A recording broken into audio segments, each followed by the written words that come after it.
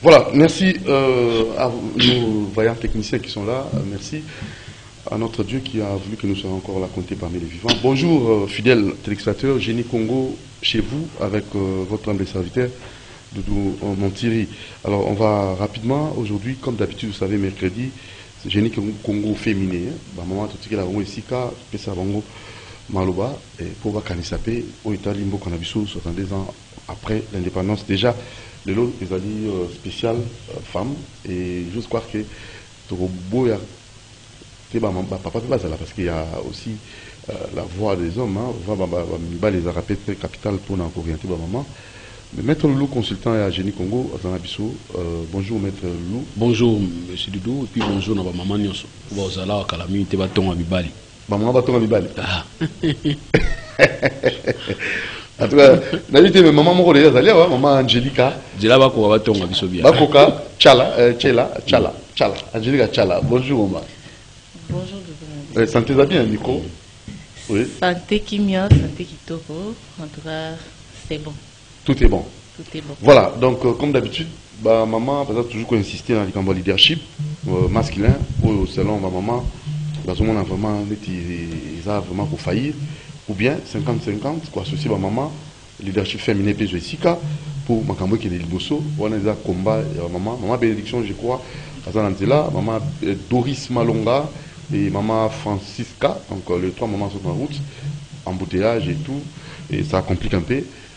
La situation, je crois, elles sont les nôtres d'un moment à l'autre. N'invitez Maître Loulou, santé allez bien, nous sommes malamou, mais actualité oblige, il y a papa Jacques Wandenga, comme il dit sur mon message, mon invité, oui, c'est quand même capital. Comment expliquer ma pouta pour na tailleur, na kin couture, et na kin, tailleur na biso, bako senga cher, alors que prêt à porter, ils sont moins cher. Pour ton il en bas liputa, il en bas liputa, au 10 000 francs, 15 000 francs à main d'œuvre. Alors que ma puto to sombaga et blamba to sombaga prêt à porter ça moins cher. Hein, alors le baba zali ko importer ba rouleau ba singa bilamba machine taxe tout ça. Mais bien biso ba zali ko liputa na moko mais pas tongela zo singa main d'œuvre koleka. Les nos couturiers, nos tailleurs selon papa Jacques Wandenga na habité atini message oyo. Pour les préoccupés, ils ont les gars. Si on a 10 000, 15 000 euros, c'est là-bas. Mais pour tomber, c'est là-bas pour couturer la terre, et ça, on a tout à collègue. Bon, c'est normal parce qu'il y a une valeur ajoutée. Valeur ajoutée parce qu'il y a une sombia il faut payer un modèle. Et modèle, même un modèle à Pamba, un motif, na poto, ils ont un bon. Donc, ils ont œuvre d'esprit. Et tu vois, comparer œuvre d'esprit, tu as prix assez, il y a produit au sombi. Donc, tu vois, le binding, on a peut-être bien un tailleur, ils ont créé un problème, toi, mon envoi, ils ont vrai problème. Problème, tu vois, on a un tailleur. Si on a un tailleur, on a un tailleur, ma condition qui est tailleur, on a appelé ma casse à automobile, là-bas bien. Donc, on a un tailleur, n'est-ce pas un tailleur, on a un message déjà. Na yebi que son bon te na uti les pays qui de la réalité na opiso lobby na uti. Donc il y a pour moi parce que on est à œuvre d'esprit. Mais au-delà de tout, ce qu'ils ont exagéré, c'est ici maintenant tout à l'État intervenir parce que c'est un service. Et lequel service faut la structurer. C'est comme le prix. Il faut la structurer. Ils ont structuré. Comme ça, tu as dit que du moins, pour autoriser là-bas, ministère, il y a économie à prévoir. Ça dit, c'est ça le vrai problème. Dans le monde, on a des détails, on a à côté, il expatrié. Si l'État face à expatrier, l'État l'a moukaka. Parce que il faut avoir un chantage. Mais pour encadrer, ils ont un souci d'être à l'État. Na pesa par exemple toujours so ke na kinkonka awa kwanga 500 okolia ngo bino mibale otondi mais somba kwanga 500 na Kinshasa mais so otuni pourquoi différence on a ke kwanga munene na 5 na Congo central ka pembeni awa ils a 500 francs mais kwanga 500 francs na Kinshasa mutakotonda ti réponse auto futa la transport ce qu'on a tout na kwanga moko futi transport moko kwanga moko futi taxe moko c'est comme ça tu vois que biso moko tozobuma parce que na kopa kwanga ba expatrié bazati ba expat bazati ils a biso na biso ba congolais mutumoka longo akisomba kwanga na bangidinga to akisomba kwanga na niveau kinkonka asomi on ba fola tango ayeko toyo amatisi yango so tuni o ngape na olesa bana nga so yo olesa bana na mbongo pa na biso tout ça est au sein de l'état ba kolamuka pour structurer ba service rendu à structurer ba prix à ba produit pour permettre à ce que papa nani Jacques Wandenga allez la té parce que papa Jacques Wandenga zolela parce que liputa somi na 15 000 tailleur à 5 20 $. C'est normal, papa, parce que Taïr a un esprit naïe, a un mode, modèle, a un tonga, et puis a un tarifia par rapport à. Comme tarifia, on va réglementer, eh bien, on va voir que Chazate souris à Zoblina. C'est ça. Angelica, tchala. Bon, moi, il y a un sujet. C'est ma sujet déjà, préoccupation. Préoccupation à papa. Jacques Wandinga, régisseur général. C'est quoi? Bilamba, Elamba, Nelamba, Ezarana, na prix n'angopé. Parce que Bilamba n'est pas payé, ça va pour ta somme, on a 5 000 francs, il y a 5 000 francs, il y a 10 000 francs, il y a 12 000 francs, ils allaient. Il dépend de ce qu'on a modèle au Senga. Oh, modèle plus simple, il y a 5 000 francs, ils allaient. Modèle simple, il y a 10 000 francs, ils allaient. Ce qu'on exagéré, parce que Taïra a somba doublir, a somba singa, a somba, a fout à place, a saï la moussala. Si qu'on a atongé la main à combien. Ok. Merci, maman Angelica Tchela. Alors, rapidement, en tant que consultant la Génie Congo, tu as eu plutôt carrément ma préoccupation ou tu peux dire que tu as une communauté internationale, la question est dans l'Est, quelle lecture au bazan en lelo, na au bazaki na moi tango kala, et tu peux sûrement maloba pendant quelques dizaines de minutes avant tout un maman na biso déjà pas commis presque maman Doris Malonga yo na maquillage, bazo maquiller dans salle à maquillage. Voilà, par rapport nango place nga na zaka na difficulté ndeko dudu yango yo ya ko situer d'abord nga parce que Congolais linga so mutu azolo balikamba linga situer o aza mutu église ni o aza école ni o aza mutu parti politique ni souci à Congolais yango. Or na fond nango nyonso botala makanisi makanisi nangeza nini pona mboka, c'est ce qui est important. O ba na konzo ba question na trop na nzelo te o yo za mutu parti politique na za mutu parti politique te ponga na parti politique isimba te na munoko nanga ndenge toboka boye na parti politique to za problème na autorité morale. Parce que le bibo ngana moni on bien tena bisiki master wana okosi. Donc nous avons toujours la difficulté. Or la parti politique a mikolé nga faut même saki. Nous même la chef saki, so il chef asali erreur, il faut couvrir. O expliquer ba tunenge chef asala comment ta erreur wana. Or biso za ne wana te tu ngoro ba mingi. Donc naza mutu ya mutu te. O na ngoro ba siko nde na ngina lo bango. Na mutu ya mutu te. Po ligoro ba biso ngona ko mutu ya IDPS. Ah. Wata IDPS ba bina mutu ya lamuka. Ah, bino kaka. Ba par rapport ya vision auto za na ngolelo. Problème tous anango. Nabi sarabatu nyonso ke tozaka na concept moko na niveau ya droit international na relation internationale. Il y a une grande différence. Droit international na relation internationale. Alors surtout sangisi droit international na relation internationale tozana ba stratégie to vivre nango. Stratégie ezani. Na kati espace ya monde, toana oyo na concept ya réflexion, tozana oyo babengaka communauté internationale na opinion internationale. Monde, ils ont dirigé dans l'intérêt, dans la relation internationale. Il y a des intérêts qui comptent. Et dans la relation internationale, ils ont un rapport de force. Donc, si vous êtes faible, vous avez raison. Vous avez tort. Vous avez tort. Mais comme vous êtes fort, vous apparaître que vous avez raison. Je peux vous donner l'exemple. Où vous pouvez faire comprendre. Notre exemple, il y a un conflit où ils ont un niveau il y a Palestine. Vous allez remarquer que conflit sur l'année, on bien comprendre que le Cameroun est aussi dans facilement. Mais aussi la facilement parce qu'il y a un plus grand makasi azan intérêt na ye. Alors intérêt na ye wana, so da côté abatu azana tort. Intérêt na ye, la raison le plus fort est toujours la meilleure. A dit comme Adlobaki Ndekonabiso Fontaine. Donc pour nous c'est ça la relation internationale. Maintenant qu'est-ce qu'il faut dans ces Congolais?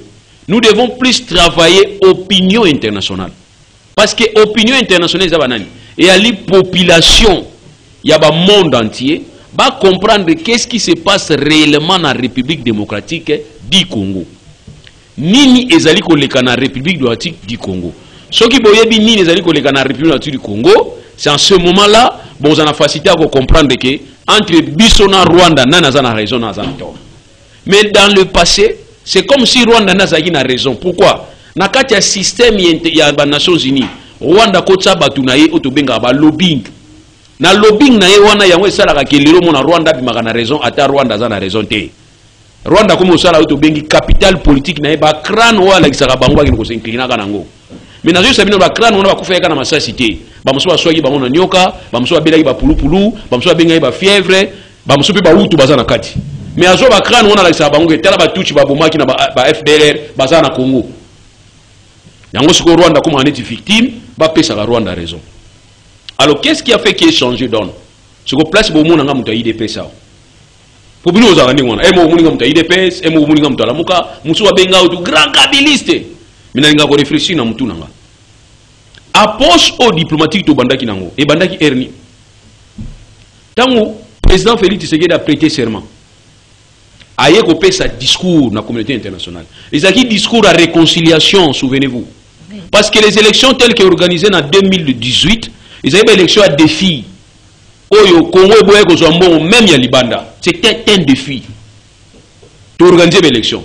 Nous on attendait à ce que muto pouvoir aleka c'est-à-dire Sadari aleka tout ayi prêt tout monde na balabala ngo yinda kaka tout fani na tonto kaka oh na poko to kaka oh non était le président Félix Tshisekedi ba boule to tchaki to bima mo to bima so to bima ndeni pour préparatif to sala yiwana to kangela ba ko to yo simbité mutambo zongeli biso mona moya ye abani na discours moko ya réconciliation qui na hôtel na kati nde to koyokana ba main tendue par rapport à FCC ba pesi main tendue bandimi ba résultat to accompagner bango biso pe boya wana ezaki na interne ko bongisa na interne c'était ezaki beau départ un bon départ maintenant à l'extérieur il va dire à l'extérieur à tout possible à kende ko sala auto bengi la diplomatie agissante à luka ba kokuta ba grande puissance à kuta na pona makambo zo na est ça aussi c'est un vrai départ et départ on a na biso bino le dosso ke simba ki babanda na on kati yo to bengaka réconciliation na kati ba masa ba boyi réconciliation pona ni bino bulinga réconciliation dialogue to kabula ba poste non dialogue to lo beleza ko kabula ba poste te eza ko tia stabilité politique na kati poto za na facilité ko sala communication interne et puis ça biso makasi que face à agression extérieure to za langui biso nyonso c'est ce qui s'est passé aujourd'hui. Vous remarquez c'est la toute première fois opposition congolaise a soutenu pouvoir en place na agression na ba liboso à 18 ans tozaki na passe ya gome kwei oh bunagana kwei oh la fête les gens faisaient la fête et kwei mais aujourd'hui gome kwei to soutenir FAR RDC na opposition to soutenir FAR RDC alors implicitement quand l'opposition vous dit qu'il n'a soutenu FAR RDC mais c'est simple à comprendre l'opposition soutient aussi le commandant suprême FAR RDC donc c'est qu'à ce moment là le débat politique exact. Et comme il se voit intégrité territoriale pour préserver Bissonioso. Et comme on dit, israélien. Parce que Israël, opposition, c'est interne, hein, c'est pas externe. Hein. Aucune fois qu'il y a une divergence entre un opposant israélien et un pouvoir israélien à l'extérieur des Israéliens. Bango tout baza inanime. Face aux Palestiniens, bana regard moko. Bina to comme niveau. Qu'est-ce que le chef d'État devrait maintenant faire? Il devait maintenant récupérer l'élan patriotique. Il devait récupérer l'orgueil national où il a dit Bisso.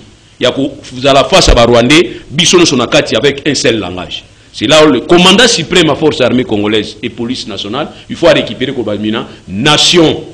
On va parler maintenant de la nation. Quand ici il va parler de la nation, il ne va pas parler de la peuple, mais il va parler de la nation. Parce que la nation, il y a trois éléments dans mon akati. Nous avons le peuple, nous avons les territoires, nous avons les institutions. Maintenant, il y a un mariage pour dire que nous regardons tous la direction Moko. Et toujours, de la intégrité territoriale. Merci Mingi na binonyo sur Congolais, y compris opposition. Parce que vous comprenez que l'intégrité, les régime, intégrité, ça survie na bisonyos. Alors, approche Miami Balé au chef d'État, ça qui est approche, Yakokende Angola. Aki Angola, Babengi, Babikeno, Yaka, toujours comme co-facilitateur, il y a conflit entre Ouganda et Rwanda. Mais ce n'est pas un qui n'a pas expliqué Satan, côté la bango. Moi je ne peux pas permettre à mes adversaires mais lui a dit non non faut tokende tochaki mena tali sur Grand Lac tochaki mena Grand Lac il va maintenant partir na Luanda et c'est lui avec les Ronzo basali ke Uganda na Rwanda bayokana nzoka koyoka na Uganda na Rwanda zaka malere na biso ba oto tira imutema bangwana boyoki bangwana no obunagana kangana na nini na Rwanda ikangama na Uganda barebel bazu bunagana la fois passée beaucoup taïbo atakai parce que conflit zalaika entre bango Rwanda na Uganda bazoka na kaki tokote alors moi na Museveni va dire que oh non c'est-à-dire tu vois et tant que ba congolais de la mugati quand quelqu'un comme ça va faire cette déclaration en Uganda il est qui d'abord mais aza moi na Museveni deuxièmement azanani aza mukonzi munene na armée est-ce que beaucoup ko benga ambassadeur na bango ambassadeur na bango ba propos wana so ezali liboma to comprendre mais ezali mutu akolo bango te bino benga ga o ya Rwanda mais benga ka Uganda boyibisa ye que ces propos là toujours c'est irresponsable mais botiki ye atiki eti lelo to moni ko Uganda na Rwanda basangani po attaquer biso face na ngo to kosani na ki ba masa musuto kende to inda mingi ba kinwa nanu bozwa eloko te kinwa ba pillage zalaki zaika tout mais o eza kuna ngamba bande bandaki na tongo boki banzela mona lion moni lion okuti na zamba yepa moni fo ali aloti mais lion azoka lokitwa masasi na lion pas zokima na yo pozo kima soso akobelela te kokoko rien wana to mona ngote na wiga to kende guerre non guerre ça va dernier recours ce bout tenter nous échouer mais échouer na muté diplomatie na échoué diplomatie na biso ezofuta na ndengini lelo Sénat américain commission ya autobéni commission ya affaires étrangères na bango na kati ya commission na bango Sénat assez appointé Rwanda c'est la toute première fois depuis l'agression banda ba 2000 ceux qui ba 2000 ba 1994 tirs c'est la première fois nous allons pointer Rwanda comme agresseur à RDC musée ameki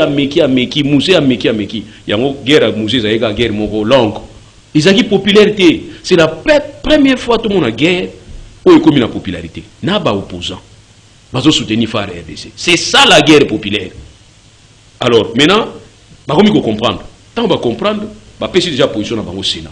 Bolandi ambassadeur américain a pointé Rwanda. Qui est inacceptable que Rwanda soutenir M23. Maintenant nous sommes d'accord, à niveau maintenant il y a communauté internationale. Ce ne sont pas des simples déclarations. Non. C'est maintenant l'opinion internationale, ils ont influé maintenant la communauté internationale. C'est ce qui se passe. C'est l'opinion. L'opinion, c'est ce qu'on appelle l'opiniocratie. Ils avaient un système politique, ils avaient basé sur l'influence à l'opinion dans la décision. Il y a un mot. Donc maintenant, les Français vont comprendre qu'est-ce qui s'est passé. C'est ainsi à un certain moment, les combattants na poto. J'ai trouvé ça, mais j'ai compris que c'est une façon de faire comprendre que dans l'RDC nous avons un problème. Oui. Et quel problème tout le résoudre. C'est là où la France devrait maintenant commencer à se poser la question. N'importe qui va conseiller les obétatés. Les Sénégalais, les obétas, les Nani, les obétas. Mais les Bazali, les Congolais, les Lingui, qu'est-ce qui se passe? Qu'est-ce qui se passe? Barouya non, il se passe que biso tolingi agression na RDC ici là. Donc vous parlez maintenant de l'agression à travers l'intelligence botiaki. Ngana zo mona bien té. Mais c'est comme ça pour toucher l'opinion, il faut qu'on soit là acte wana. Très bien. Non, on peut ça un exemple moko, il y a un monsieur, le monsieur va embarquer na poto plusieurs fois ba refulaka. Tango aso ba zulu pango bateki. Ya pami pour batini na poto na ndinga propre. Nzoka libabe ne lata e bandakala. Ba ke na ndinga propre bakangi kaka. Mdé avec yon a tindi ki mingi ozongi oyeme osa propre passeport est bien tout est en règle mais comme tu refoula au mingi osaka suspect to refoulé tu peux n'abike non ça c'est un problème ba tiki lupangu na yena procédure normale bo refoulé kaka tu sais ce qui type na sala ki bo pianga temps bo refoulé na kota na toilette ba coacher na toilette qu'est-ce qu'il a fait a sali besoin na a mazui tout fiona nyonso amitié na nzoto a pakoli tout fini longi ba commando ba tiaka wana tie a pakoli mutakala a fongoli porta yamba mundele bi baba ila kanga mutu na yamba mutu niete mundela tikeli ntela et créa qui scandale makasi balanda ki bakanga ki na filet bakangi na filet moya kusimbi na nzoto ezate parce que mundela linga niete place nyonso zaka propre na ndako ni ya kota toilette ni zaka propre koleke pa mundela linga niete même ya yemoko sikwa simba ya mutu bazui ba quartier bazo sokole na musika cha mukonji wana ya tali babi monsieur yo ba refoulé au mingi mais oyi en règle atuni mo mena ye en règle bongo refulinga kwani atuni na mboka na biso na ozonga suti pona nini bateka ki lupango ponga na ya soki na zongi kuna akomibuma ndela bigi on peut pas comprendre que mutu akoma tina niveau pa kula nie na nzoto aboyi kozonga na mboka na ye bo pesa document ba pesa type wana document donc pour dire que quand vous êtes déterminé na osala lika moko bo et que bolaki si posa na bineza nini opinion na bango et ko soutenir yo. Très bien. Alors pour finir les années que tokende na liro yo tozana ngo ya ko travailler ko lakisa te biso ba bourreau Rwanda linga même besoin na position nini ya ko besoin na niveau que ba congolais ba siliki ba doluka ba rwandais ba luka ba tuchi mais nous ne pouvons pas être avec des tuchi entre nous peuple toi on a problème té mais ce sont les politiques maintenant il faut tout possible tout influer ba politique on a les deux peuples donc ça dit to lingi pe na niveau na Uganda na niveau ya Rwanda peuple Uganda na peuple rwandais ba yibisa Kagame ba yibisa Museveni to lembi guerre biso pe to lembi guerre au monde qui ba kozala obligé c'est ce que je parle plus de l'opinion ça dit il faudrait que l'opinion est à informer il y a libanda pour ba influer na ba décider il faut que biso pe to za informer na qu'est-ce qui se passe réellement donc il y a on a lobby que peut-être moninga muta IDPS peut-être na biso so moninga muta IDPS obino za ne on a muta IDPS azoluka bia oluka musala non aluka musala tenga za musala na lo bango déjà na fier Kabila le père aya kutinga na zosala. Joseph atinga na zosala. Tshisekedi akutinga na zosala. Aokinda akutanga na atinga na zosala. Donc je travaille. Mais pour moi il y a ni ndobela mboka. Quand on parle de mboka, tout le monde a un sentiment. Na roya te beto non jamais je ne ferai pas. Autour na roya te o Kabila l'équipe batunani na mabe ou bien ni. C'est ainsi biso le rapport na mboka. Là je parle que pour na mboka. Merci. Ya wo mona nga jour mo te na kozala wa. Na jour lamba moko munene na latia wa tie donc ya mutu jamais. En tout cas, on a entendu ça. Il a dessiné Congo, c'est bon. Mais Doudou, il y a un monde qui a titi, naza mutu mututi, na ba pona mboka. Mboka na biso to sangana. Elo ka bosse salamaki ngana bangi de Jézani. Batu ba telemi ba keti na niveau ya frontière à Rwanda, population. Ba bibi ba kota ki na ta frontière Rwanda, ba sala ini, ba sa population voter. Mais imaginez maintenant population RDC, population Ouganda, population ya Rwanda. To kebi so no bi ici la guerre ici là. Merci. Maître Loulou, consultant Génie Congo. Alors, une transition, Mourounjambé, et on va revenir avec nos mamans qui sont déjà là, dans la thématique ou la bango, leadership féminin et c'est au téléman. Babi, trop c'est trop. C'est parti. Bonjour, Baba Génie, Nakati Ambo Kanabiso, Génie Congo. Génie Congo, lundi, mardi, mercredi, jeudi, vendredi. 10h30 à 11h20. Rendez-vous Yakitoko pour le génie dans le domaine nyonso.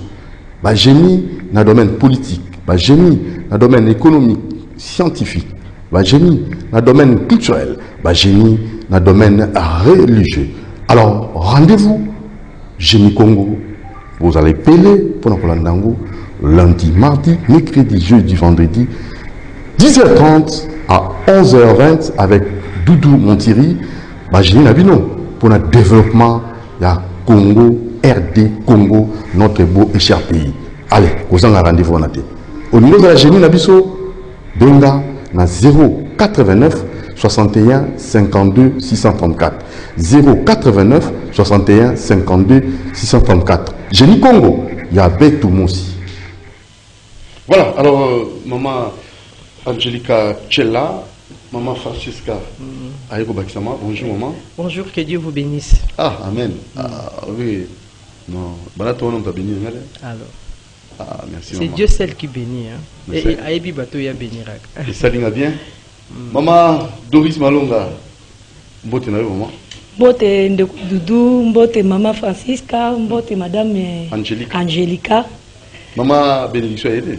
Maman Bénédiction na pesi yo mbote siko zali rapide Moussa Nabiso ezala handicapé na absence nao lelo mukolo to sanganaka pona koloba o etali makambo ya biso ba mama contribution na biso na mboka na biso RDC 72 kala mingi te les 30 jours 72 kala mingi te o ke to travailler vraiment te o ezali mboka na biso to s'épanouir te développement na mboka na biso ezate biso ba mama to vandaki siko to koti masolo mais pona koloba ndeko Doudou biso penda moi o mobimba to zaka na makambo este oh oui to zaka na makambo este pona koyebisa oke kuna na este ba mama bazali.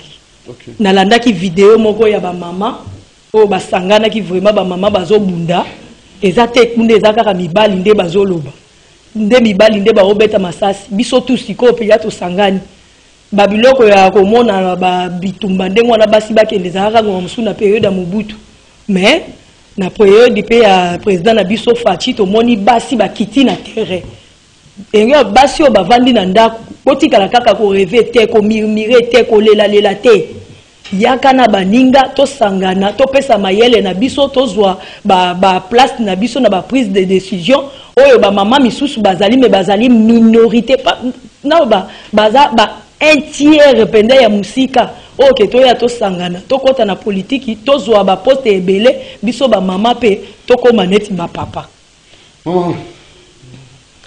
pour ngai na leadership na binongo na binyo soto sola mais siko to monika mama c'est parce que maman mokota linga défaite maman mokota olinga mwana na yaya kuna zo lelo ba beti ona nani kende ko bunda eza bongo ngai na osenga la diplomatie militaire qui est la force to renforcer en bisonyo so ba musuba prier pour nango ba musuba pesa blo a relia ba musuba soutenir ba on a ba arme la diplomatie militaire qui est la force les autres défendre mboka na qui embala mboka ba ki awa toza embargo na ba armes na ce qui concerne les armes pour combattre les ennemis mais na éviter ennemis en waza nani parce que à l'époque il n'en était pas ainsi tozaki Rwanda Uganda Burundi Congo Belge tozaki mboka moko mais nazomi tuna na tuna lelo qui a appris à Paul Kagame, son excellence, président de la République rwandaise, que Est Zalakaya Bango? Qui a appris? Qui l'a appris ça?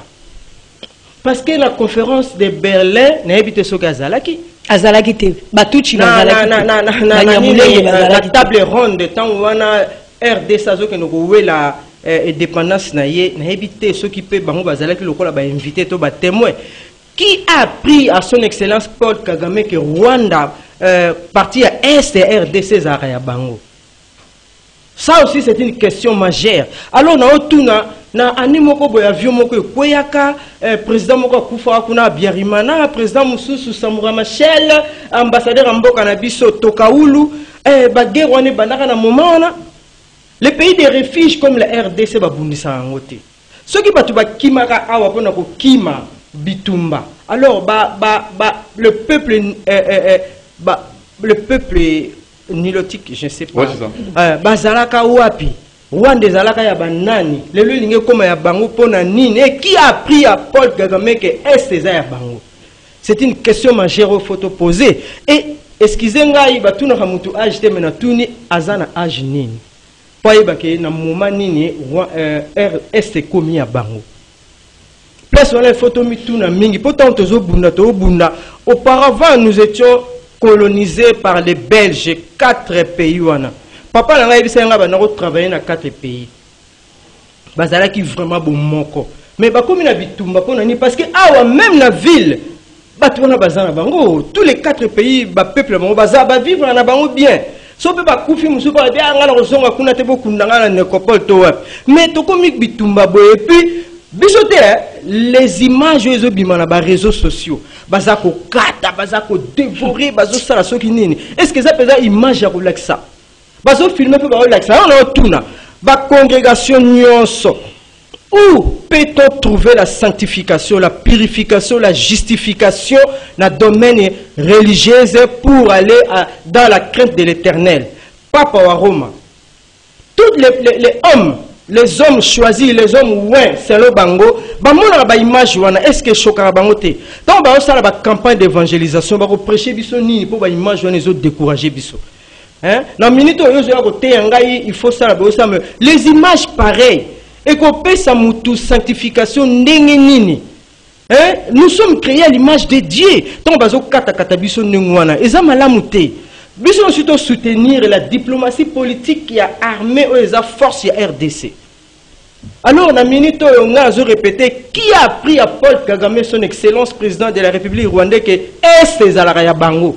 Na moment nini na conférence de Berlin à Zalakate na table ronde de temps congolais que nous wele la indépendance na territoire na ye à Zalakate na habité sur azana ajinini nzamba limbisa photo tout na poto mona komi grave na moment na ba guerre so continuer nous sommes découragés nous sommes déçus ba image wane bandi kala puis sur les réseaux sociaux abomi muto sel muto mabe obua ki na réseaux sociaux pour décourager qui ce que za biso par exemple bon bateau ba terre biso bon nzambe. Hein? Ah, que Dieu bénisse la RDC. Hein? Angélica.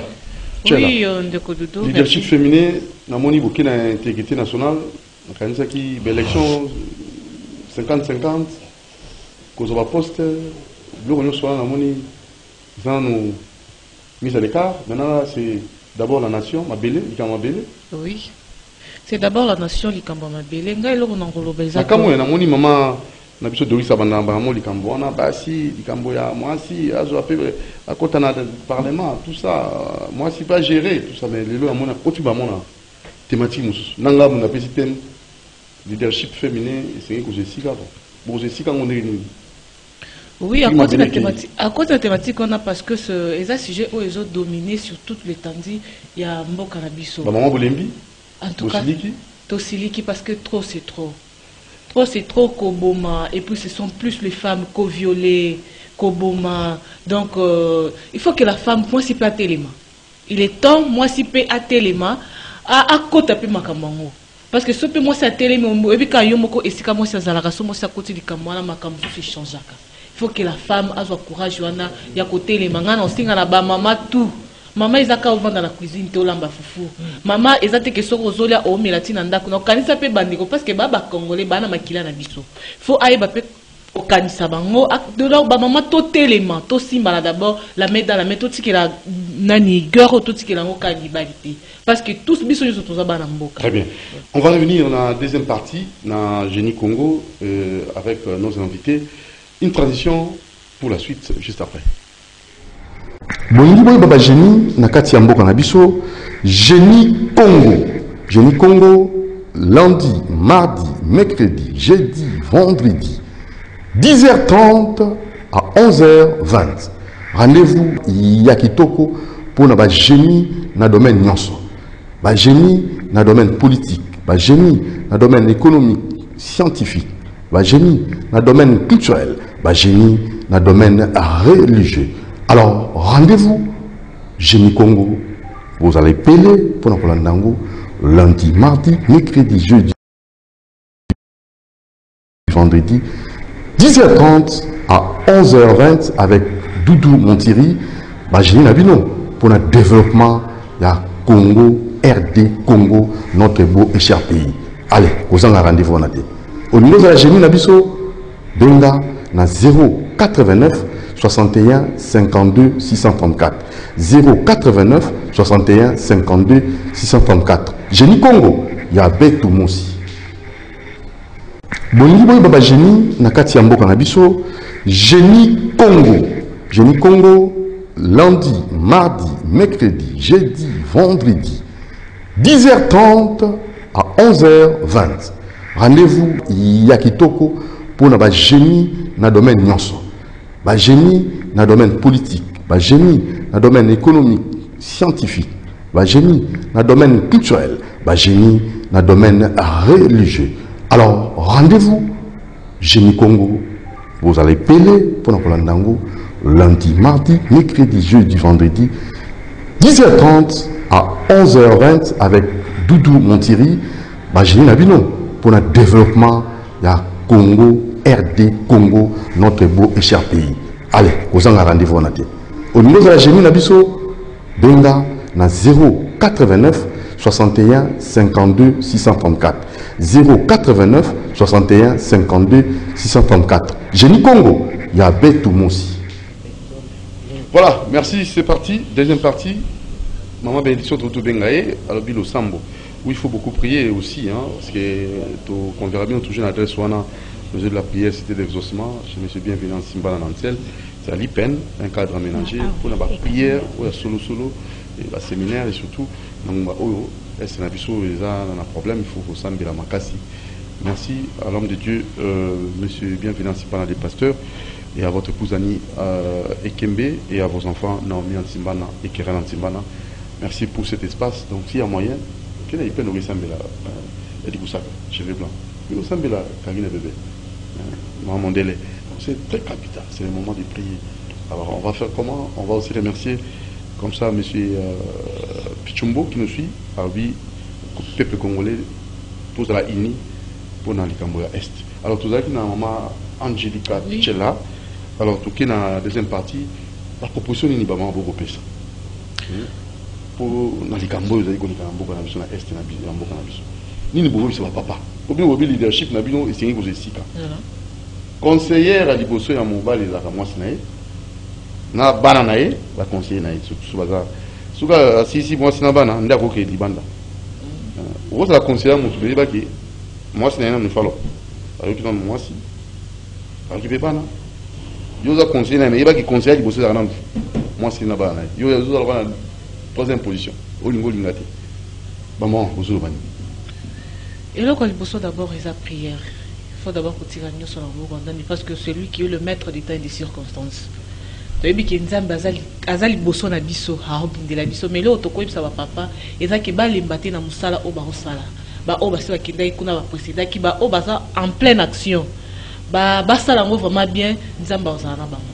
Donc, alors, Maman Doris Malonga, 62 ans. Le 30 juin, tu as 62 ans. Maman a 62 ans, ngalo basiko pour na intégrité nationale. Pour na mboka oyaye dans 62 ans, avec autant de mboka na zingi ba kamala poye moi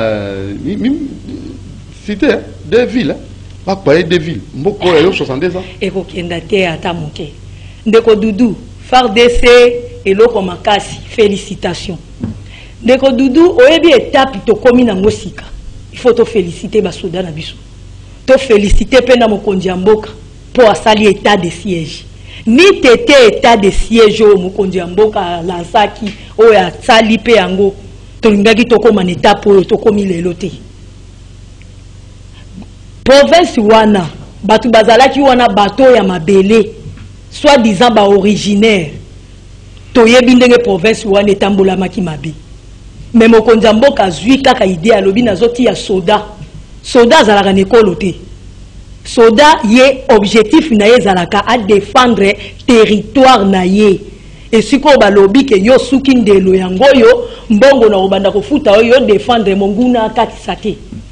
Oyo tomoni lelo Ndeko Doudou ata batu balobi na diplomatie to saki na marque ya diplomatie mais esimbaki te. Oyo komi ko monela. Oyebi atanga ndenge na vandi na ndaku nanga. Mama lopangu yo moko moko lopangu. Okoki ko ya na ndaku nanga na désordre te ata lopangu eza ya yo. Mais oyo Rwanda sali eza kanza. Biso bangala to benga ngo kanza. Soki moninga koteli yo tina ndaku na yo. Aye ko tiyo misapi na misu. Et puis aye ko tia nani ati ata civilité. Ati ay soda. Tina ndaku na ye. Bako ko tika ngo soki muketa. Diplomatie et simbité. Diplomatie et simbité. To bunda kaka ndenge tozo bunda. Est-ce que soda bate ya keke yo ke ipo na ko sambela rekolo? Non. To yebi ke na kati ya armée basango bazali avant ba kende ko bunda. Ezate makambu ya lelo Ndeko Doudou. Tout aussi est salema. Tout aussi est salema kala na tango ya Jésus pezaki batu ba okende ko bunda boye basambeli après ba kebitumba. Biso to ba mama to lobi boye. Ba mama pe bazakuna. Kuna ba obunda ka ba papata. Ba mama bazana kati. Nga nalandaki vidéo moko soko tali ata na compte na Facebook omona ba mama o bazana front na ligne en front. Moko kuta zo melisa bébé. Lokwa bolingo ezaka partout et ça il peut que topé azui bébé, topé kutaki yena bébé aboti kuna. Nyonso tu wana ezani. Et loko to senga to sito yebi que armée na biso eza infiltré. Parce que to yebi un citoyen rwandais o azaki chef d'état-major na bango kuna o utayi balongoli wana James Kabare azaki awe pa na biso tango azalaki awa ayebi ni lingala ni français bon français peut-être ayebi ni lingala atravaillaki na banani abendaki bandeko na ye bakotaki awa oyo mina biso. Est-ce que biso to sala appel na ba rwandais baya ko bunda na biso to sala appel na bango ta soki esali ke na kati ya armée na biso to découvrir que tu es un citoyen rwandais de vrai ozaki soda na mboka na bino awe pa na biso komi soda na ndengeni infiltration yango wana ti Siko faut ça. Il faut ko longola ye ko kangaye eza te balongoli bakangi yo bazongisi yo il faut o sala wala eza trahison ti Haute trahison. Haute trahison. Quand on voit qu'il y a un État qui est congolais, pour nous changer la nationalité. Tu peux exemple les États-Unis. Na France, la Sarakou, tu appelles dans le monde entier. Nous tous les lignes comme un soldat en France. Sauf que nous retravaillons dans le Congo, il y a pas France, il y a pas français. Na armée française. Est-ce qu'on retravaille contre l'armée française?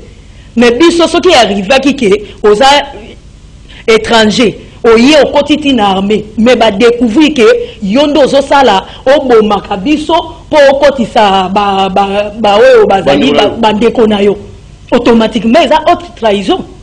Ndeko Doudou en tout cas makambo ya diplomatie ezali susute poto sito longaka M23 wana na 2013 M23 silakiti siko ndeto eko découvrir que M23 ezali M23 biso tozaka ko kanisa te période ya Kabila.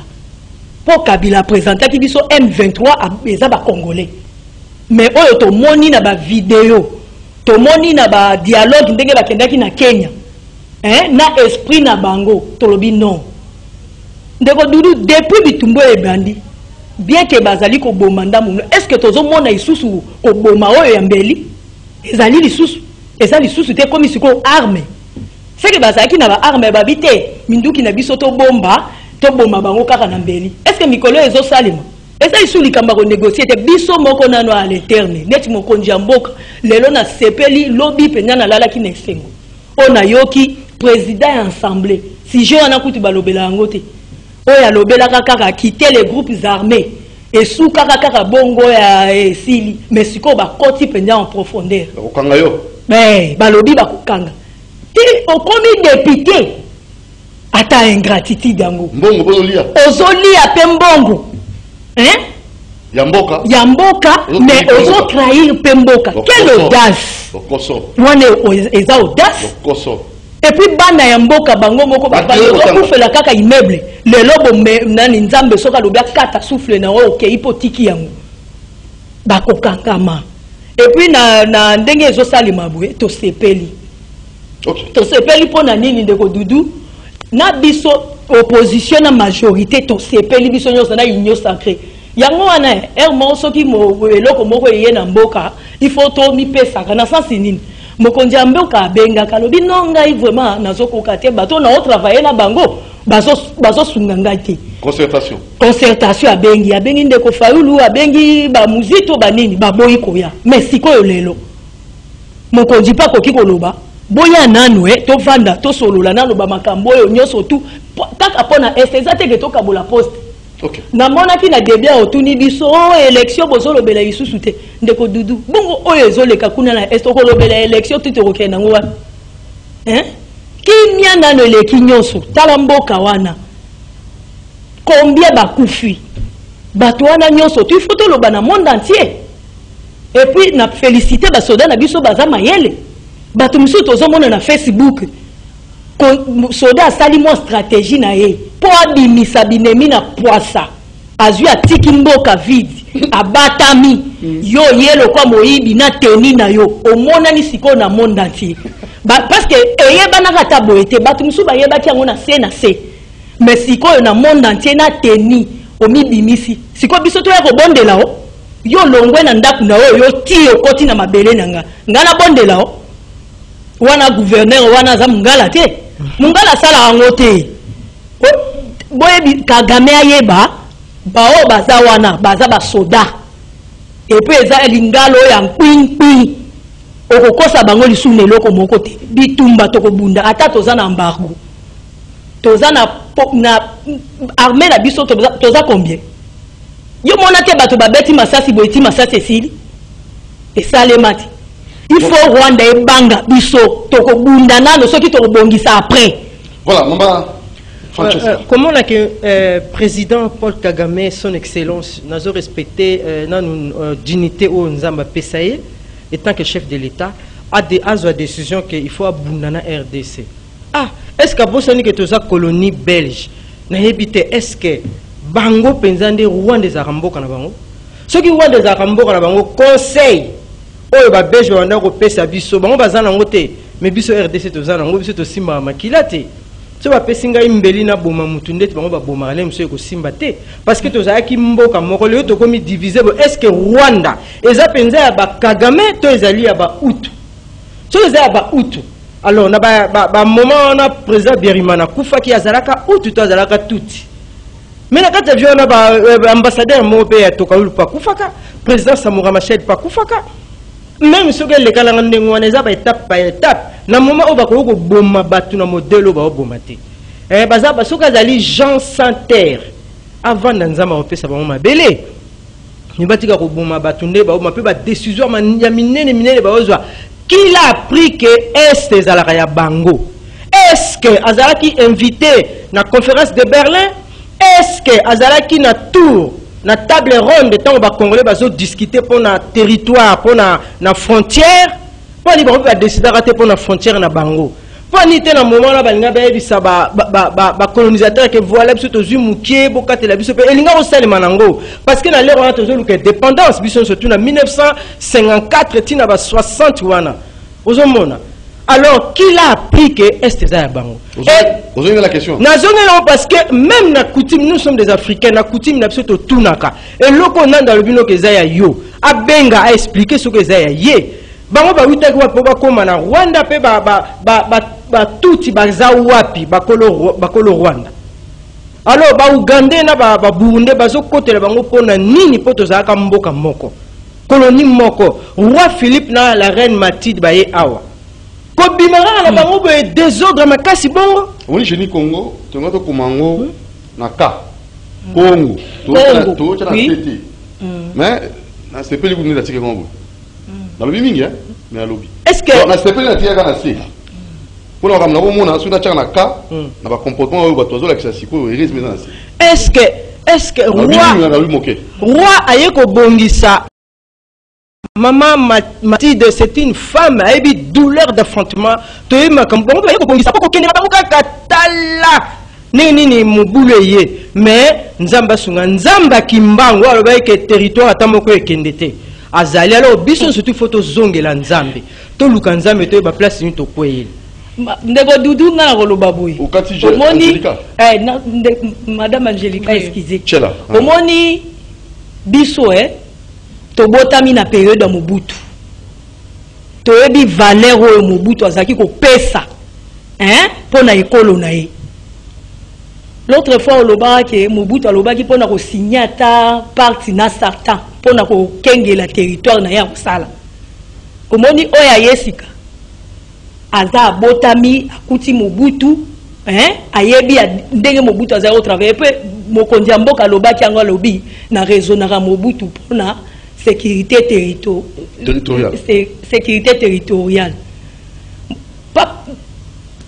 Président Félix akotika soki muketa omoni tanga yaki na pouvoir sika po balobaka likambo kokeye nango mbangu te likambo ifo koyeba ngo penza bien.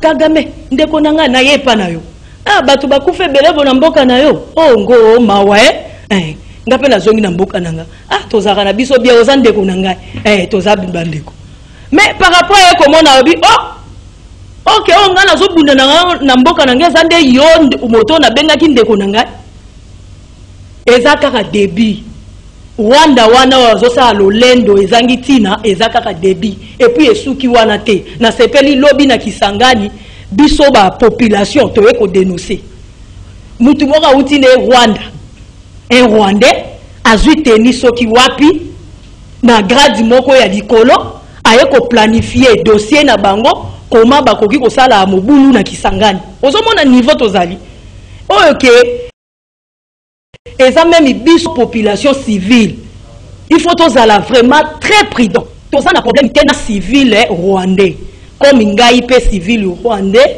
na koki ni congolaise na koki ko kende na Rwanda makambo ya armée etalinga ite metango yo za civil rwandais ba pesi yo teni oye na mboka nanga po planifier loko moko boya mabe wana nde place ye makambo ko beba yango wana poto kotika yo te toko dénoncer batu nyonso po ti tokoma na niveau ke baya ko attaquer biso ndengo wana eza bakonzi misusu bazali na kati yawa azana ye batinda ya uta Rwanda yawa a travailler kazwa ka ba secret na biso nyonso atinda kango na Rwanda de fait na biso ezalaki wana pendant règne ya Kabila mais tango Félix aye on a tout ozolobaki côté na ba site internet eza isu ya ko bomba te siko ebimisami na monde entier que M23 ezaka nango lokuta président ebisi yo Nyamulenge oza congolais où est le problème président lobango te est-ce que ebisi yo ke bundisa moninga toza déjà na président moko yo kokenda ko sa trouble ponani tango ozo bundisa moninga na yo yo za Nyamulenge oza congolais ngai naza nani mundande naza congolais siko yozo bomaka ngai na tikela yo mabele po yo vanda po oza na plani est-ce que biso penya na ba age na biso be otoko ndima penya ke mabele wana est to tikela ngo ba Rwanda nandeni et kosimba te c'est impossible azolinga ça le loko moko c'est impossible et puis esuki wana te ata na biso ba civil na ba ministère bazali okomona jamais na RDC place batie demande d'emploi soki batie ezaka ka formalité kenda na ba DGRAD, kenda na ba DGI, kenda na ba nini na ba DGM okokuta bango bazali ebele. Est-ce que to boya bango? Mais tango bazo travailler na ndenge moko boke bazo étouffer biso moko bana mboka, il faut to bénéficier pena na bozui na biso pe to tangi classe. Bino boza ba super congolais na yoti na vidéo moko Kagame aza maman na ngai aza une paraté congolaise. Na ndenge ni boni boyeko na ndenge ni. Alors si cela est le cas, na ndenge ni. Alors si cela est le cas, alors maman na yako ebisa apesa ya biso na descendance na ye mobimba. Hein? Poto monia na kati armée, soda mususu ba opese ba bi yemba na hymne national. Ayebite. Même les héros pas bien ngote. Ayebi angote. Mais au monde déjà ngo mususu tope asa komisi ba 50 ans. Ngandenge na temi bo ngai Doris. Na suka na Mobutu na 97. Mais soki ba yebisi ngana yemba hymne national zaïroise. Na yemba yango bien. Debout congolais.